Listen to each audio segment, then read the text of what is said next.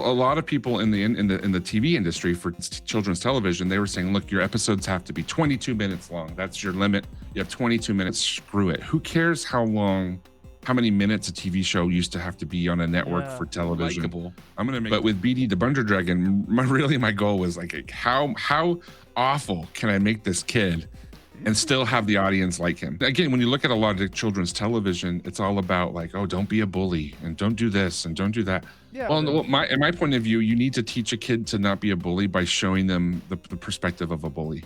Mm-hmm. And a lot of the face design that I started gravitating towards was making characters that will look good on a keyboard on your phone. Nice. So if you want to share a sticker of BD or Kathy. Hello everyone, welcome again to the podcast. I'm your host, Jack Goodman.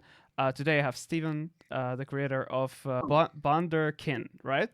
Yes, BunderKin. It's kind of a play on words with like Wunderkin. Tell the viewer a little bit about yourself so we kind of are up to speed.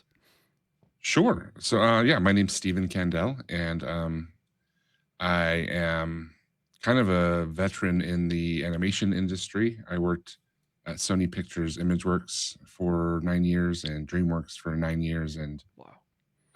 Then I started my own studio, Studio Zubio here in Salt Lake City, Utah in the year 2000. I was born and raised in California. Then my family moved us out to Utah when I was kind of 10. And I'm a proud American. I'm very creative. I'm probably on a spectrum of some sort. I think most of us are, but I have an ability to work really hard for long hours at my desk, and I think that's kind of what it takes to make animation. So that's kind of why I think I took my natural born skill set, which is to focus hard on really small, minute tasks that don't mean anything to anybody, and to do that for a very long time. And that's kind of what I think me and most of my peers in the animation industry all share. Let's talk about BunderKin a little bit. How did the project came to be? Okay, so when I started my own studio, we were getting client work. You know, we have really nice clients. Studio Zubio does. We create creative assets, digital assets, rigs, models, textures, characters, environments for other groups and other industries. I think that's why we've been able to survive for the 5 years. Is we're not just looking for video games and TV shows to work on. We actively look for partners in the technology industry, the engineering industry. Most of our big clients are in Silicon Valley, and Google is currently our biggest client, and we've been working with Google as a partner for 5 years now. Wow. And the problem though is sometimes when I hire people, especially if they're people I think are just the best, like these artists, I find someone that I'm like, oh my gosh, this person works so well with my personality. We're very collaborative, and we have a very it's compatible. Yes, thank you. That's the word. I don't want to let go. I don't want to let go of them. And the problem is sometimes the client work doesn't provide them a 9 to 5, 40 hours a week type of job. And I might need them in January, but then I don't need them in February. But then I need them back in March, and then I don't need. You just never know. Yeah. So I needed to solve that. And what I decided to do was like, you know what, I'm going to create my own project, a Studio Zubio project, my own story, my own concept, and have my artists fall back on that. And I'm going to pay them to work on BunderKin as our back burner project when the client work is a little light. And that's what I did for 3-4 years. I'm still doing it to some degree. And just building little by little. Wow. So, and that's kind of how it began. As far as like, you see, we have all this beautiful content. It's because we've been working on it for so long. My team and I have been building it for so long.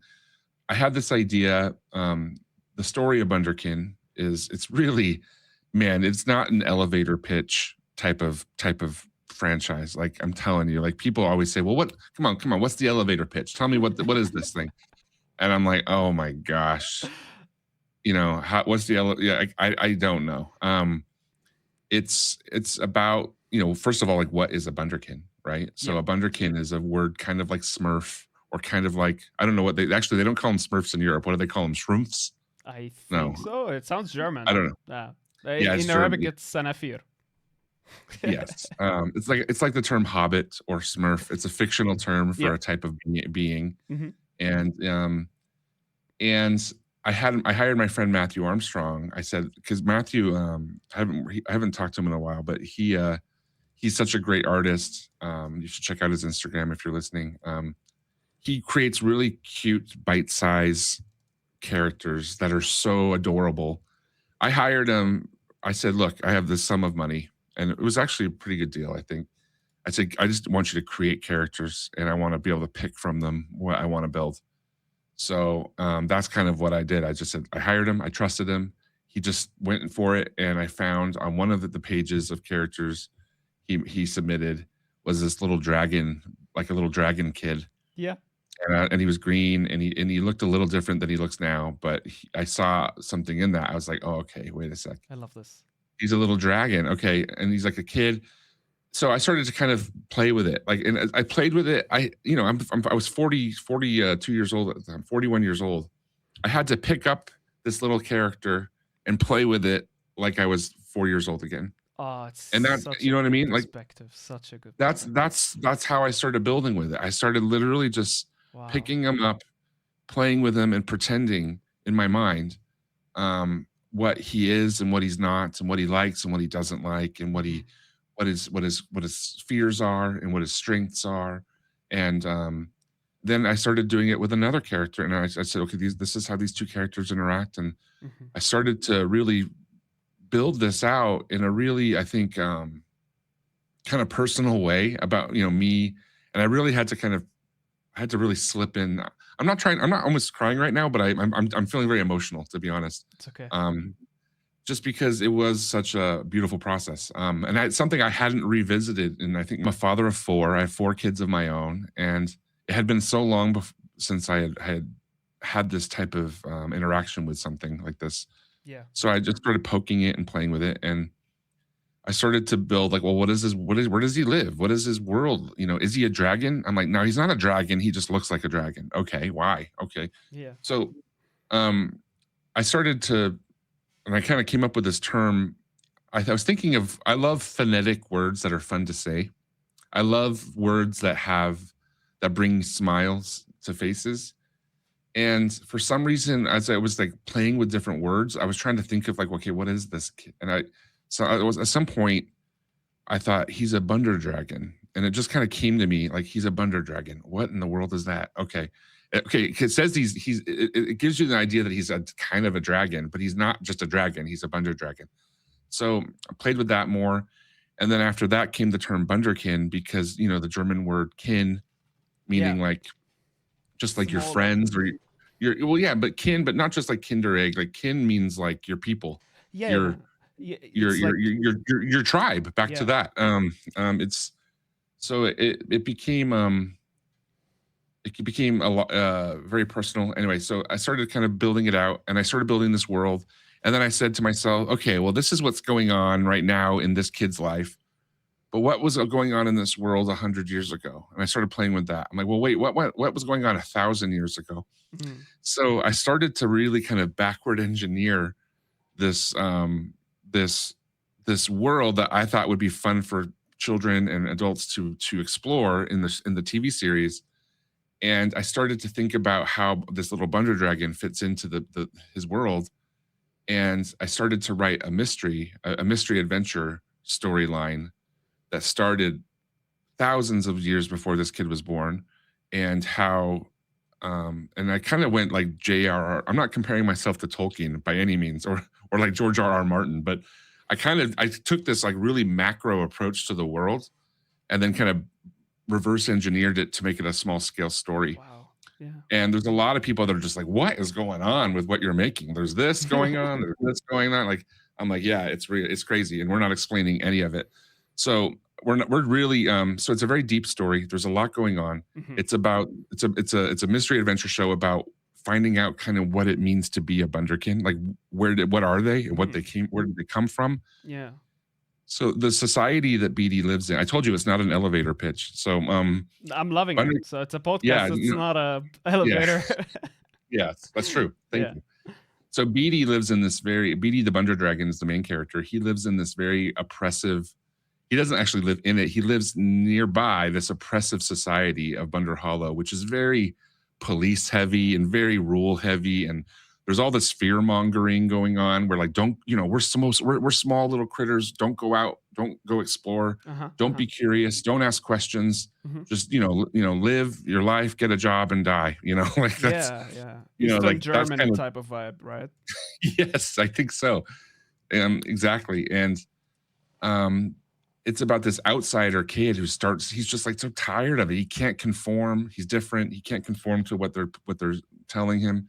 And deep down, he wants to be this great explorer, and he wants to see the world, and he wants to adventure. But in the pilot episode of the show, he's deep down, he talks a big game, but deep down, he's a little nervous about taking that first step. And that's why he hasn't actually gone anywhere. And writing the first episode was all about just showing the audience how flawed this little kid is.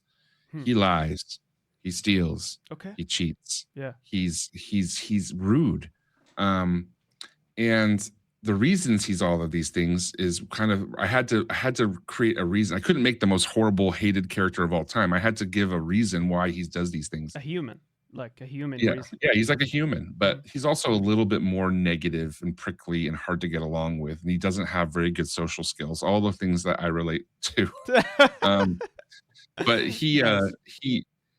the thing is about him is that he happened to be the reason he doesn't live in town, the reason he lives alone and he doesn't have any friends, and when he walks down the street, people shun him, is because he's a Bunder Dragon, and that inherently is a problem.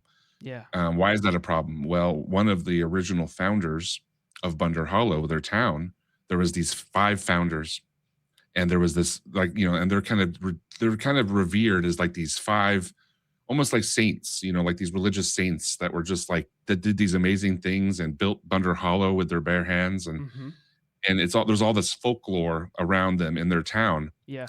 And each of these saints, these founders, have different traits that people try to, certain types of prosperity that people try to bring onto themselves. And I got this a lot from, how Christians can revere certain saints, but also like in Japan, how certain types of spirits are summoned to give to help you with your grades at school. Japan is really lovely because a lot of the beliefs there are very much more micro. They're like, I need help not forgetting things, and there's something to pray to. There's somewhere to go to help you not forget things, or something you can do to, all these little micro shortcomings. They have these solutions for.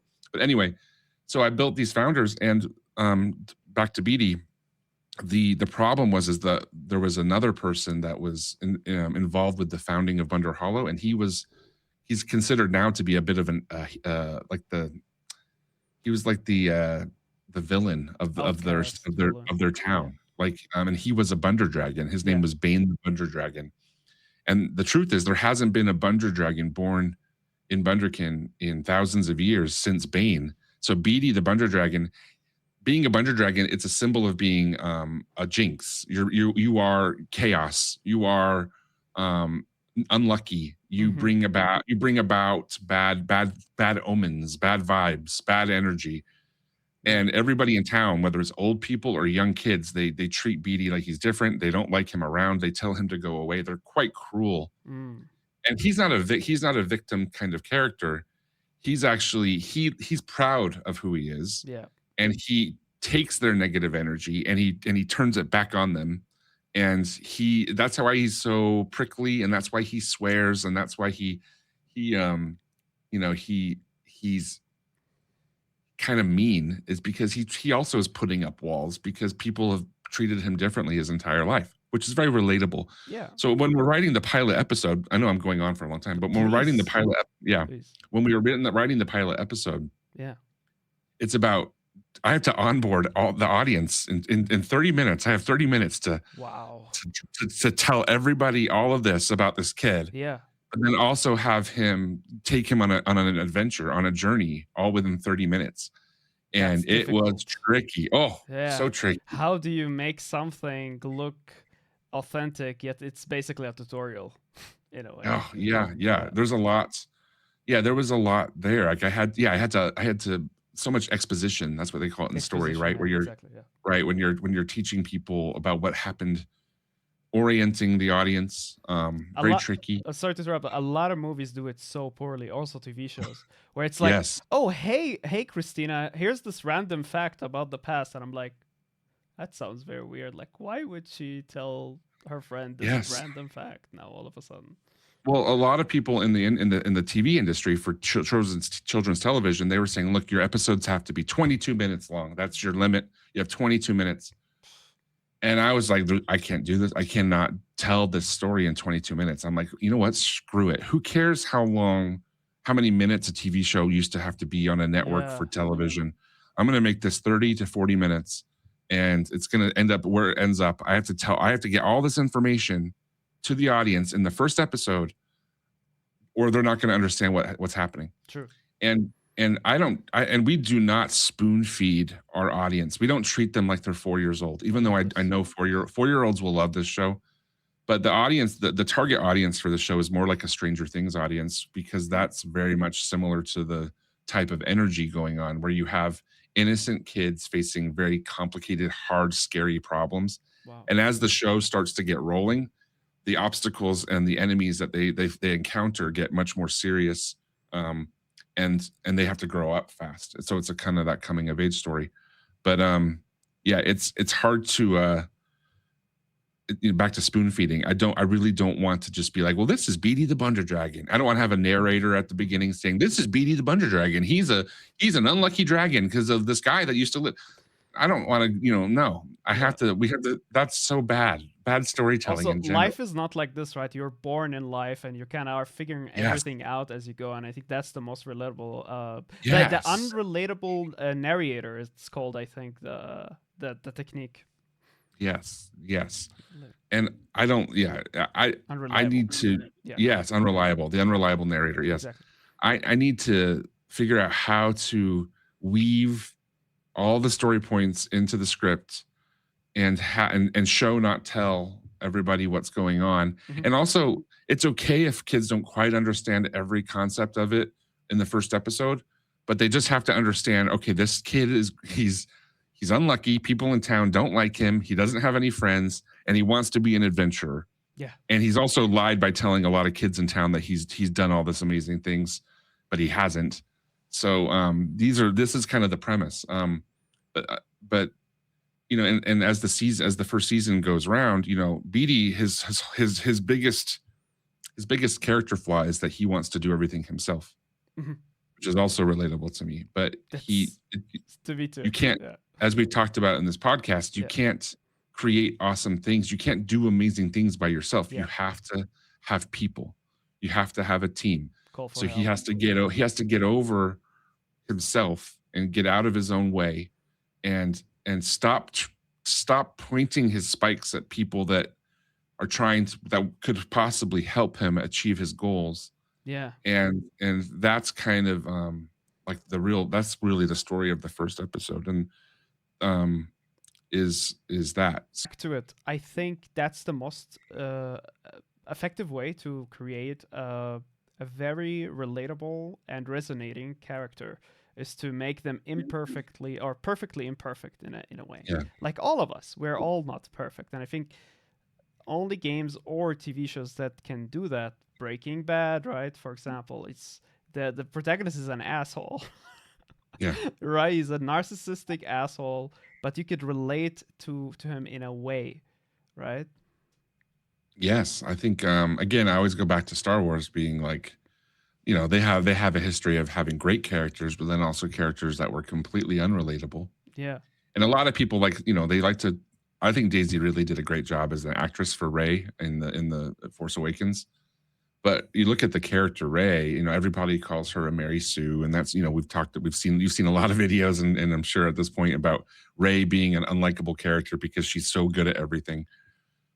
To me, it's not about like what she's good and not good at. It's about her, like her character makes zero sense. Like she's a loner outcast scrapper on a town in a poor area.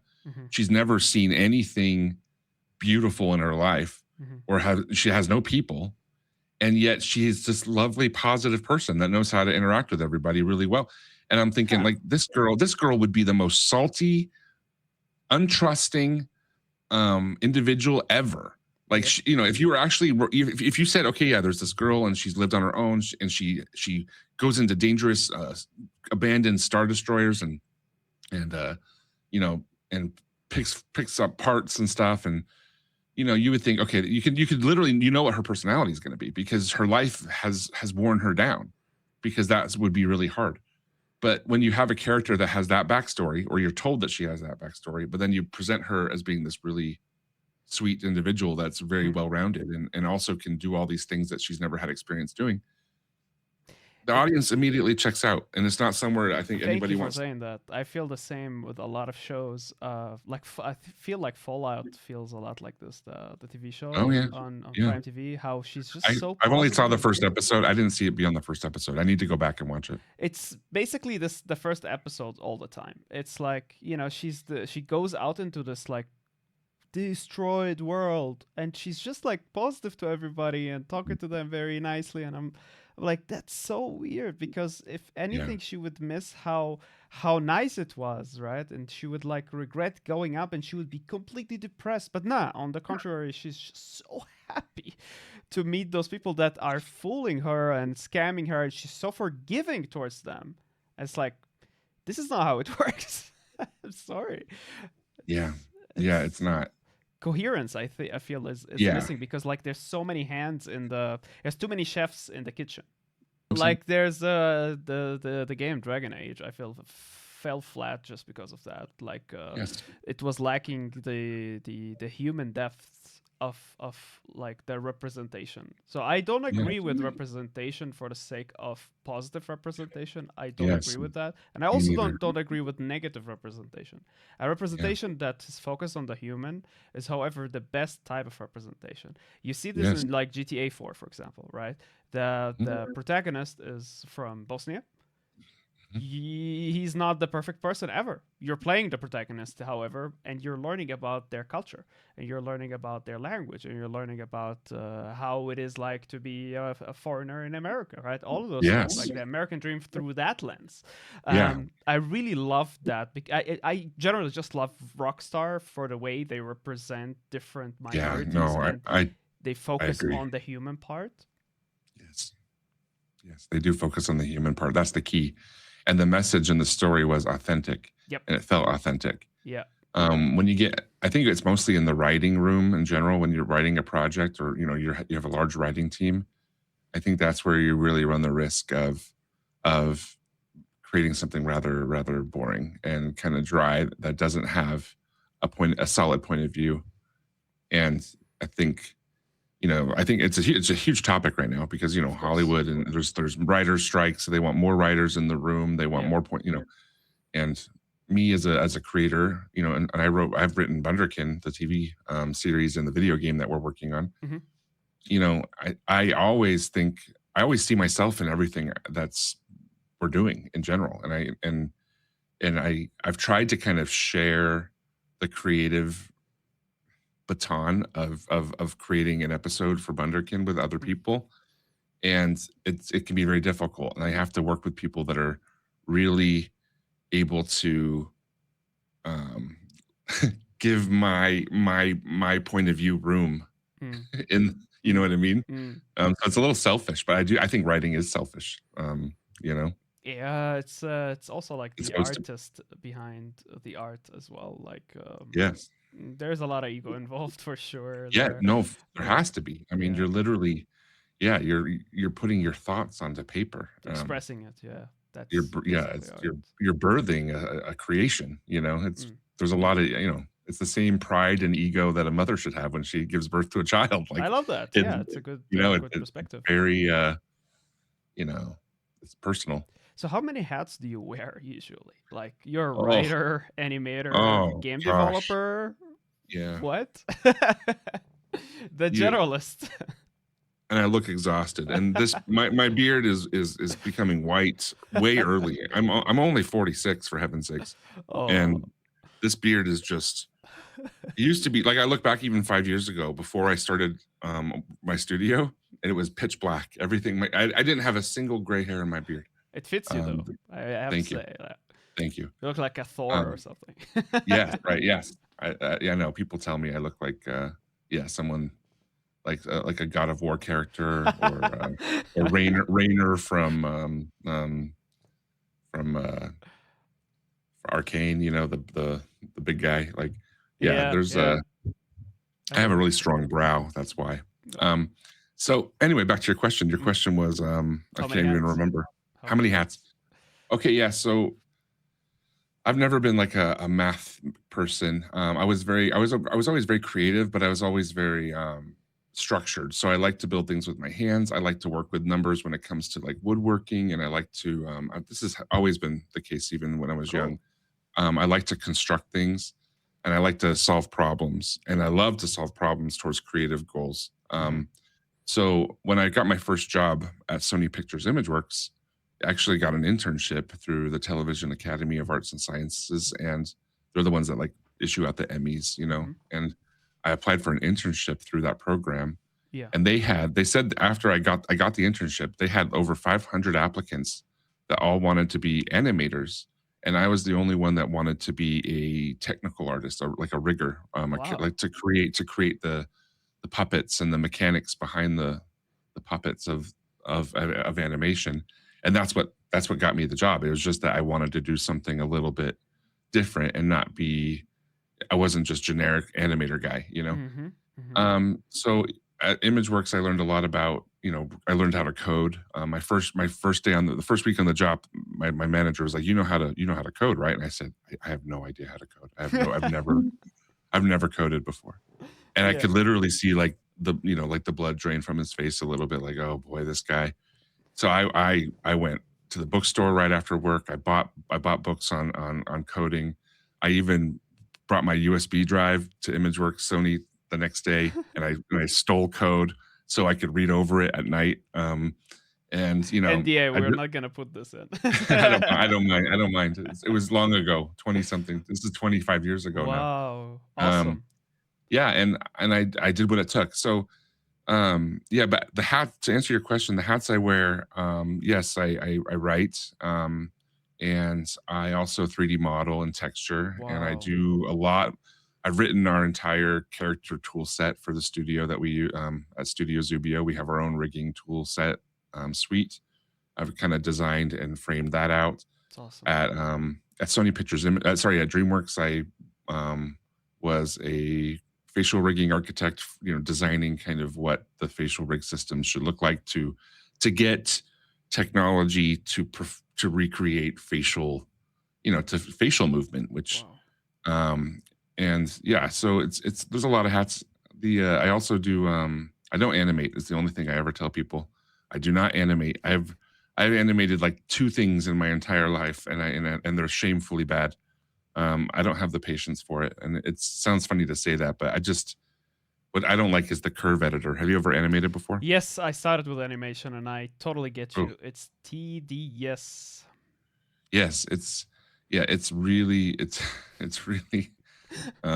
working in the same shot over and over and over. No, I know, and it's just all the colors and the noodles and the curves, and you're supposed to, you know, it's so abstract to me. I've never really enjoyed it at all. And I don't, and again, I just think it's such, to be great at it, you have to really do that. That has to be your only thing to become great. And with what I do, I think I can be more of a utility knife, and I do a lot of different, you know, a lot of different things. The last year I learned how to, you know, I've learned Unreal, and now I'm learning how to create shaders in Unreal. Hey. Yeah, there's a lot. You know, I think that's kind of what it takes. You know, we're a small team. We only have 10 people on this project total. Actually, 8 people now. And Yeah, everybody has to wear lots of hats. I should also say that BunderKin, again, it's the first thing that I started writing. Well, I did. I actually I wrote the treatment and a few chapters of a kind of a young adult novel. But BunderKin is the first thing I'd really taken seriously and started. I hadn't written anything since I was a kid, and it was, I didn't really think about like, well, I shouldn't do this, but I should do this. I just kind of felt like after watching so much TV and television and films, I just kind of knew how to do it. Like, oh well, I know not to do that. I know the character has to be flawed, and I know the character they have to be, and I know the character has to be likable. But with BD the Bunder Dragon, my goal was like how awful can I make this kid and still have the audience like him? Like that was really my goal. Like, okay, I'm gonna make him. He says in the first episode, that's another thing about BunderKin. We created a lot of our own I created like our own cuss words, our own swears that only make sense in that world. They're not swear, but they're not dropping F-bombs. Yeah. But they say things, and the way people react are like, oh my gosh, what did he just say? Yeah.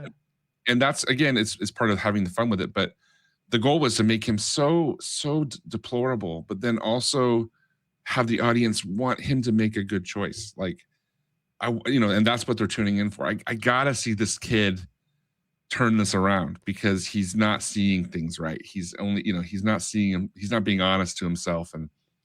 And the second character I wrote for BunderKin, and he's kind of the partner for BD the Bunder Dragon, best friend and partner. Yeah, is our little chubby Boy Scout. He's a Bunder Scout, of course. the blue one. And the blue one. His name's Cathy. Yeah, he's really large. He's a large kid. And he's super innocent. He is the opposite of BD in so many ways. BD is such a realist. Cathy is so loyal and gullible and innocent and kind and generous and he has so much faith in the skills of BD. And he's so like, BD's saying, BD brags a lot. He talks a big game. I'm going to be the greatest. I'm the greatest thing. I've done this. I've done that. And Cathy's not skeptical of any of that. Cathy believes every word he says. So it's literally like I had to create this. Okay, if I create this kid that nobody wants to be around, what personality type, as I'm bringing in my second toy to play, what personality type would work with this kid? Who can I put in the same room as BD and have them thrive? And it's the kind of character where if BD says awful things to Cathy to try to get him to go away, which is what he's doing in the pilot. Cathy, all those bad things just bounce off him. Like they don't stick. He laughs. He thinks it's funny. He doesn't mind the abuse. The reason BD is actually being mean to him is because he has trust issues, right? Like we all have trust issues. So sometimes, I think we all do this, is when you meet someone that you don't know what to think of them and you're worried about what they might think, you start to test their limits by inadvertently giving them small puzzles to solve in regards to your personality. Like, well, what's going to happen if I say this or if I do this? And I think relationships do this a lot. Well, I'm gonna, you self-sabotage the relationship. So BD's trying to self-sabotage by telling this kid horrible things. I mean, in the first episode, he calls him fat. He says, look, you're fat, you're out of shape, you can't keep up. And the audience is going to be like, wait, what? Like, just like your reaction was right there. But it's about, then you see all those words mean nothing to Cathy, and he just kind of giggles and he like pats his belly and he's proud of who he is. And then BD's looking at this kid like, what? Nothing. I can't get to this kid. I can't shake his soul. And the reason BD's trying to shake his soul is because BD's worried, or he knows that everybody has their limit and everybody's going to walk away from him at some point. There's a lot of people who do this. The boundaries testing. Like, how far can I go? Because you feel uncomfortable around people who don't give you the boundaries. So you're constantly pushing them until they tell you, no, stop. You're like, okay, I can't push further than that. Now I know where I stand. That pressure cooker of a relationship is what our pilot is between these two characters. Ooh, cool. And it's really nice because there's this great in the final act, there's this great redemption moment where finally BD's like, ugh, I don't want to spoil anything, to be honest, because I haven't really told anybody anything about the ending of our first episode, but that's it's a delightful thing to watch. I think kids are going to enjoy it. I think adults are going to laugh about it. I think you should be showing. Again, when you look at a lot of children's television, it's all about like, oh, don't be a bully and don't do this and don't do that. Yeah. Well, in my point of view, you need to teach a kid to not be a bully by showing them the perspective of a bully.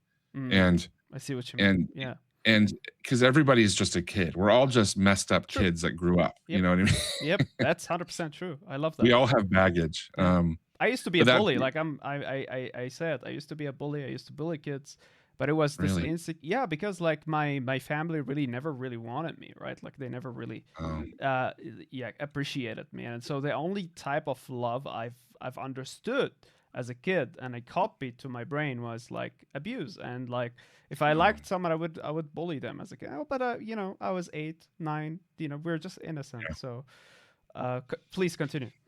No, yeah, I think that is interesting. Yeah, I love hearing those kind of stories because that's you being honest about like your life perspective. You're not a bully now. No, you got over it. I got humbled. Yeah, you got humbled, but also you probably found a better balance. I think something that works better, and I found art is what happens. Yeah. It's like when I started being when I became 12. Also, I'm short, so back then I used to be taller than other kids, so I bullied them. But then I was the short one, so that stopped. But I also, you were cursed. Exactly. Yeah. But then I found art. So what I used to do is like manga coloring. So would take the manga from the internet and put colors on it, and that took me on a 6 years journey of just like coloring to escape the war. All what I had are video games and art, and that have humbled me like big time. But back to BunderKin, because I can resonates with me a lot. No, I'm glad it resonates with you. It's designed to resonate with you, to be honest. Cool. It's designed to resonate you in all ways. Like as I was creating this show, even from again my friend Matthew Armstrong who designed BD, even from that I was looking for appeal. I wanted characters that were colorful and vibrant, had that kind of Pokemon-like appeal to them, universal colors. Yeah. And so they'll look good on a t-shirt and they'll look good on a watch, all these things. Like such an animation way to think about like a whole story and a whole design, because animation resonates with like a facial expression that are universal to everybody, right? Like movement that are universal to everyone, defensive, attack. Well, speaking of that, as I started to translate the original design of BD to a 3D solution, I was working at Google at the time. I spent 3 years at Google, but between DreamWorks and creating my own company. Yeah. And I was really surrounded by social media types of topics, design topics like emojis and sharing, communication online. And a lot of the face design that I started gravitating towards was making characters that will look good on a keyboard on your phone. Nice. So if you want to share a sticker of BD or Kathu, I got to tell you, they look fantastic next to text. Like they're designed for this. Like this is kind of part of what I've been looking like. The smiles are very easy to read. Yeah. The eyes are nice and big. We use a lot of kind of their heads are round. All of these are really just facial emojis. Yeah. And it's kind of like that's part of what I tried to bring into it as well, as I wanted something that would work well on social media, and I think it does. I think it's the hardest thing to do, to be able to communicate universally also with kids, to create characters that would resonate with them and be able to be readable, because you often, as an artist, like kind of the hardest. Okay, here it is. The hardest designs are the simplest and the most effective. Think iPhone, right? iPhone is so simple, yet to come out with the idea is so hard to make it resonate. And those, I feel like with the show or with the game, you're doing a great job with that design. Thank you. Like the characters are designed to be liked, and I also wanted, I'm a businessman, and I wanted to create something that would have an audience, and a wide audience. And that's what my hope is. You look on like ArtStation, you see all this beautiful art, and I'm all these times I'm like, man, like that's beautiful. It's so hard to create that. But I look at that, I'm like, nobody wants that. Like That it's not very there's no business behind that. There's no merchandising. Like if you're making like a Thinking, yeah, horror, yeah, like yeah, it's so you know, it's I tried to make this a product, to be honest, to some yeah. degree. I know this sounds cold to say that, We but live in a world where that's, yeah, you know, again, my that's the goal, language we should speak. Yeah, as I said earlier, like when I started creating BunderKin, I wanted to give my employees steady income, and yeah, so they could build their families and lives around their work for Studio Zubio, my uh huh, company. yeah, And that's I didn't want to fire them. I wanted them to have full time work for years, yeah, and that was always my goal. And it's the same kind of thing. Um, I want to just grow BunderKin. I want it to be a healthy business, so I can hire more people and provide more families, fathers and mothers who are yeah. artists that want to work in this industry, which is slowly getting smaller. um, I don't want to talk about AI in this conversation. That would be one thing I should have told you at the beginning, because I just don't have any. I'm bored with it. I just don't care. I To me, think, it doesn't affect me. yeah, I get it. I get it. I think a person like you, more than anything, like, is in love with the craft. So I Yes, totally understand why you would not even wanna give it a spot or give it a thought, yeah. because you're, I don't want to give it. Yeah, don't give it space. like, your brain is so structured. Like when you're thinking about the characters, you're literally thinking in layers. You're thinking about Yes, readability, you're thinking about merchandise, you're thinking about, so I totally get it where your brain is like, no space here, sorry. yeah.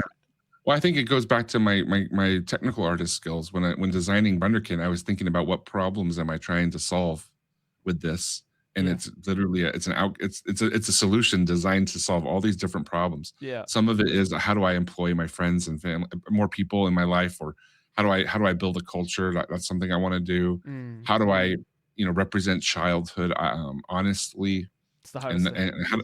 how do I treat kids with yeah, just telling honest storytelling, which is, I think, the number one disservice in most media. I think there's the reason Bluey is so successful Hmm. is because it's so honest about what what what life should look like in a home.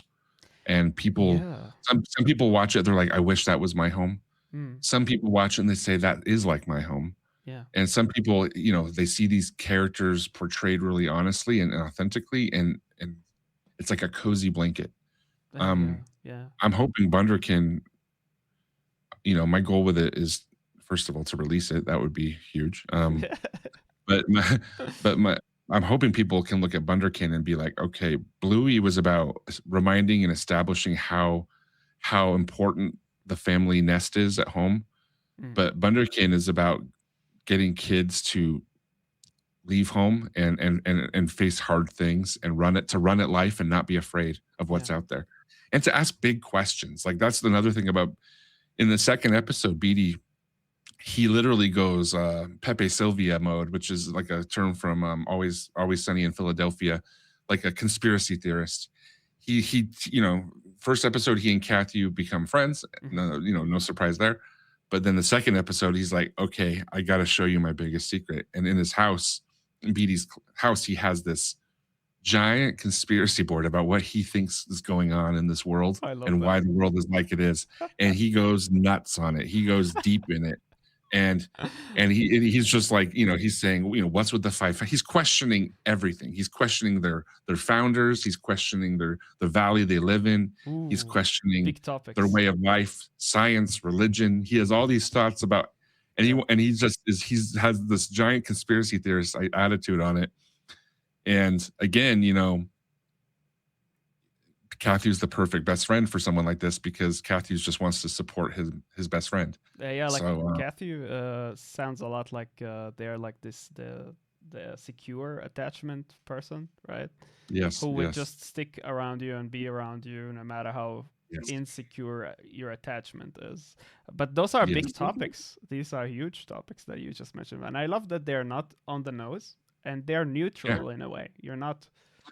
Well, You're yeah, not pointing fingers. I'm not talking about America or Yeah, Trump or yeah, like, yeah, yeah, yeah, like I'm yeah, not talking about any of that. I don't yeah, care about yeah, that. Like, because that's always been the case on planet Earth, is there's things like this going on, and people react different ways. And yeah, yeah. you have to again, as a storyteller, you have to create metaphor. You have to create analogy to say this is how I'm going to talk about these things. Metaphor, yeah. Yeah. Yeah, like especially like, science. Like there's so many scientific facts that we're told, and then 10, 20, 30, 50 years later we find out, oh, actually that wasn't true. Like um like in the 70s and 80s, like people were told that oils and fats are bad for them, and oils and fats are actually, like just recently they're inversing the food pyramid. So you need to eat less grains in general, and you need to eat way more proteins and fats. Like those are really what's keeps you full, which then which is what curbs your appetite towards other things like sugars. Like, yeah, if you look at one kind of thing, it's like, well, that sounds true. But then at the same time, it's not, because if you look at the big picture, it's not true because, like, anyway. No, so there's all these things like that, like to tell kids, like, don't, like, listen, be attentive, learn, but also question everything. Question everything. Yeah. Why not? You know what I mean? You don't know. Like the people that told you things, they don't know firsthand, what happened or how, or how things work in life. You know what I mean? I can't explain. You were not prepared to be introduced to these types of concepts. Sometimes those concepts are behavior, like, behavior and identity, like homosexuality. Sometimes it's about, color of skin. It's as superficial as color of skin. But as a kid, you as a young person, you don't know what you don't know. And there's a little bit of the fear that goes on slightly. You have to get over that fear, right? But that process is natural. That's what I don't like, is when people demonize thank you experience levels, because honestly, it's all like everybody's at a different point. You know what I mean? Like, exactly. Everybody's my ancestors were Italian Americans, and they were treated awful. Yeah, like in the US, like they were literally considered scum. And like, that's just how the world worked. And every year the world gets a little better and better, and everybody gets a little bit more educated, and a little bit more informed, and experience grows. And you see, like when I was working at Google, this is a funny story, but I'm not going to get into all of it, but let's just say the reason I was at Google was to design like an avatar system for users, for Google products, to be able to create little cute versions of themselves, like Nintendo Mini, like Meta, exactly, like Meta. And this was in 2018 and 17. And Google as a company wasn't able to produce that because they didn't want to talk about skin color. Like we couldn't talk about how many skin tones to offer, how many eye shapes. So we sent out this survey to the entire company, like, look, we're designing this product to represent humans, and we need, and we had a whole synopsis of this product is for people to find representation in themselves, blah blah blah. So we provided like a page of 32 different eye shapes, 32, and we got feedback. There was some slanted eye shapes, and like angled, and people, the feedback was these are offensive.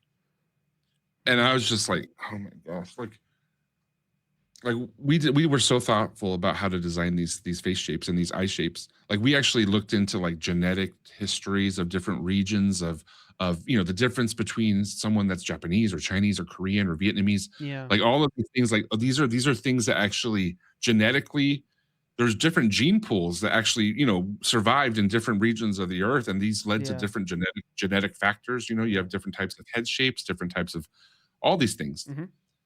And for a large amount of people at Google to say that eye shape's offensive, I'm thinking, okay, first of all, nobody that's Chinese or Japanese or Korean said that was offensive. These were white people that said these are offensive because white people were afraid to talk about these things. And I said, I had to respond to like, these aren't offensive. These are inclusive. You're actually saying that someone's eye shape is inherently racist. This takes me so much to this argument of like making if a white person makes a hummus or wears like an Arabian Saudi whatever, cultural appropriation, it would be culture inappropriate. And I was like, why are you so much into separatism? Yeah. That's the thing I didn't get. Like, if someone wants to cook my food from my country, I'm happy. Like, Yes. why are you separating us? That's racist, if anything. So yeah, that exactly. That is so sad. And that kind of stuff really bothers me. It really triggers me. If I see people that are so ignorant, most of the clothes we wear are from all of this is like European based. Yeah. Like this weave is European. Yeah. Does that mean nobody should like I like see and what you mean. honestly, Yeah. to be honest, like 95% of Western society is European influenced. You know what I mean? Like to some degree, like inherently, just Yeah. because that's where the money was. That's where the in history, there was hundreds of years of prosperity Yeah. in those regions, which led to their cultural influence being greater. Yeah. But then to say like, oh, they can't, we have to divide up cultures by what you can and can't wear, and what you That's so can and can't say stupid. or do. So dumb. But anyway, to be honest, BunderKin does cover a lot of this type of tribalisms and I these like types that. of ignorances, and I kind of want to close with just like, after BD and Kath, you kind of came into my play set, then I started adding more and more characters, Mm. and I was trying to figure out different types of personalities that would play well off of each other, Mhm. until I had this core group of 8 characters Yeah. that really do well together, and they all bring something different. And there happens to be 4 girls and 4 boys. I didn't really plan that out, but those are kind of the main 8 characters. And Mhm. yeah, it's just they all have. I don't really get caught up in what gender, what they are, or what. It's more about the personalities to me, like the the Actually, the yeah, the, exactly. They're all the human. character, Yeah, the yeah, the characters. inherent, yeah, it's like, the package. I'm hoping that everybody's going to relate to our little green dragon guy, our little Bunder Dragon boy. When did it become a game? Like, how did that happen? Okay, If you yeah. still have time, of course. I don't want No, to. I have about 7 minutes left. So, all right, yeah. Let's. So no, it's man. So the pilot is so ready to go. Like the pilot script, we storyboarded it. It's beautiful. It's fun. It makes you laugh. It makes you cry. It makes you feel things. It's funny. It has it all. I'm ready to execute on it. To actually pull off the episode the way I want to, it's probably about $400 to $500,000 to do, Mhm. for me to make it's 32 minutes long, 33 minutes long. Which for 3D animation, honestly, this price point is not that bad. Mhm. But the business model, I don't want to sell BunderKin to Netflix or to Amazon Prime or to Apple TV. Okay. Inherently, I don't. I need to play with it longer. Mhm. So the business model for me to raise that much money and to put it into the pilot episode, and to do okay with it in regards to, I think success is like, we put it on YouTube is my goal, because I want every kid in the playground to be able to access BunderKin. Yeah. That's another thing that's broken Western entertainment, or entertainment in general. Like Hollywood has been broken by the fact that kids can't talk about TV shows anymore at school, because no Well, 2 kids have the same streaming services. true. Yeah, I get it. Like that's a huge issue. Like Yeah. that's what makes something cool. Something is not cool at school and that's why Mr. Beast is so popular for elementary school kids. Absolutely. It's because everybody has access to watch YouTube at home. Yep. So it's Good when you start strategy. getting into the Disney and Amazon, streaming services, that's when kids are like, I don't know what you're talking about. I didn't see that. I don't have that. I don't know what the new Marvel You're show is, because ripping I them don't. off from the experience, basically. Yeah, like Disney should be like, Disney Plus was a huge mistake for Disney in general in so many different areas of business, but their goal should be to make their characters relevant by giving them free on YouTube always. Mm. And that should be, anyway, you can't gatekeep that kind of stuff. Yeah. So with BunderKin, the business model isn't there at the moment for it. Like I can't make the pilot, because it literally would just be a loss. If I find someone to finance it, I will do it, obviously. Maybe someone But is the TV listening. Please reach out. Yes, please. Yeah, I hope so. I'm ready to go on it. You'll love it. I can show you the storyboards and the story, and you will think, "Oh my gosh, this is the easiest thing I've ever had to do." But so I started to think about other ideas, and my friend Jonathan was like, "Look, dude, why don't you make a game? Like, make a game."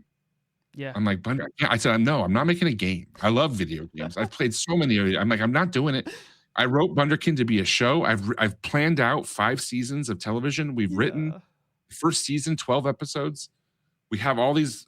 It's in my mind, and it's as clear as day. And I'm not changing the order of the chapters. I'm not doing anything Yeah. different. I love it. It works. I'm so stubborn about it. Yeah.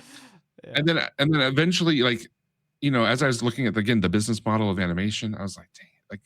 So then I think I saw something online that was about like, you know, oh, this indie company did a Kickstarter for a game and it made like $2 million in 30 days. It's awesome.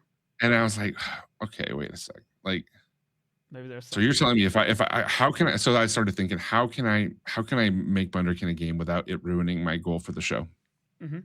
So I had to come up with a story in the world of BunderKin with BD the Bunder Dragon. Yeah. That doesn't step on the story or the topics of the TV show. Yeah. And that was part of me. So the story of the video game really works well with the show because I'm not going to spoil the game either. We're going to release more about the story of the show of the game here soon. Mm-hmm.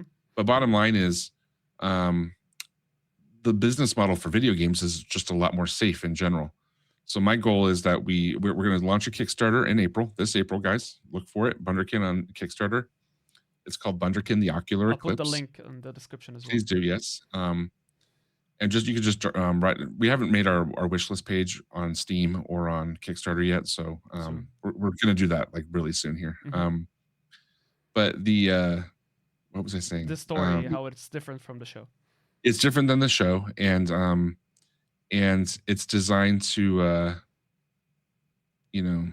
Our goal with it is I totally lost my train of thought completely. Like spark curiosity for the show, right? That would be a thought. Yeah, yes. Yeah. Oh, yes. So thank you. My goal is to the game's going to be rad. It's going to be awesome. It's going to harken to video games such as Legend of Zelda, Majora's Mask. That's awesome. And the Wind Waker. Awesome. And we're taking a lot of inspiration from a lot of different areas in that regard. Yeah. There is time travel in the game. Yeah.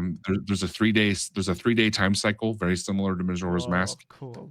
And throughout the town, you're going to have to kind of keep track of all of the citizens of Bunder Hollow and their habits across the 3 days and what they're doing. And I look at it like Majora's Mask, except a lot more complicated in general, just a lot more intricate, a lot more going on. And it's a stealth adventure game. So BD's not like beating up people. It's a stealth game because he's the Bunder Dragon and he's not welcome in Bunder Hollow. Yeah. It's about keeping a low profile and not getting noticed by the Bunder Hollow police, the coppers. So it's a lot of avoidance, like kind of like Splinter Cell, but for kids. I love that. Yeah. We have like 1.5 minutes left. I just want to say, yeah, thank you so much for your time, and thank you so much for the thoughtful process that you go through to make your creative product. If it's a game, if it's a show, it's amazing. I just want to close with this one thing. I think making the game a bit separate from the show is an amazing idea. You see it right now cashing in Hollywood a lot with Mario, right? The Mario movies, the Minecraft movies, right? Like I could tell you from my experience as a child playing Crash Bandicoot, I was dying to watch Crash Bandicoot, the movie, just to understand the world and the story. I feel like games and movies kind of work very well together. And I think that's going to do well with the Kickstarter. When people realize that my goal is to tell my story, which is a TV show, and the game is a step towards that, I think what I'm hoping what happens is our Kickstarter goes well. We release a really great game, and then then we can have our fan base is big enough now where we can then do a Kickstarter for the pilot episode and easily raise the money we need for the pilot episode. Exactly. So that's the goal, and then from there, BunderKin comes out, and everybody's like, "Oh my gosh, I get it, and I love it." And I'm hoping my goal is BunderKin becomes a household name. You know, I want everybody to know it.